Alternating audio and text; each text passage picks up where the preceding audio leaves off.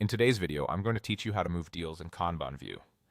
If you're managing a pipeline, the Kanban or board view is the clearest way to see where each deal stands and to keep things moving.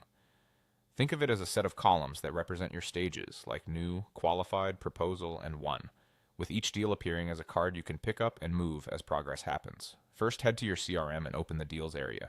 This is your central hub for everything related to your pipeline.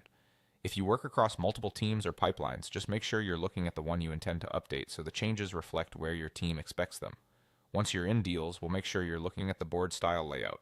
If your screen currently shows a simple table of rows and columns, you're in list view. To switch to Kanban, look toward the top left for the board or grid icon.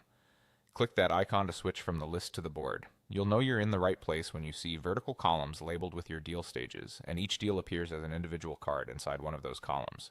If you already see columns and cards, you're good to go. Now let's move a deal. Find the deal card you want to update. Click and hold anywhere on the card's body. Avoid clicking a link or button inside the card, as that might open the deal instead of selecting it. While holding your mouse or trackpad, drag the card horizontally to the stage that reflects its current status.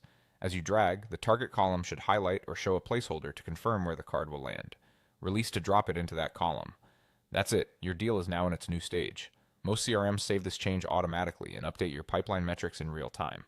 If you accidentally drop it in the wrong place, just click, drag, and drop it again. Small tip, when boards have many columns, you may need to scroll sideways while dragging. Move slowly to the edge of the screen to reveal more columns if needed.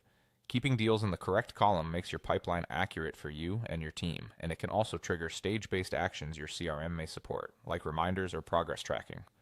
Take a moment after moving a card to confirm it appears in the right stage and that the column totals look as expected.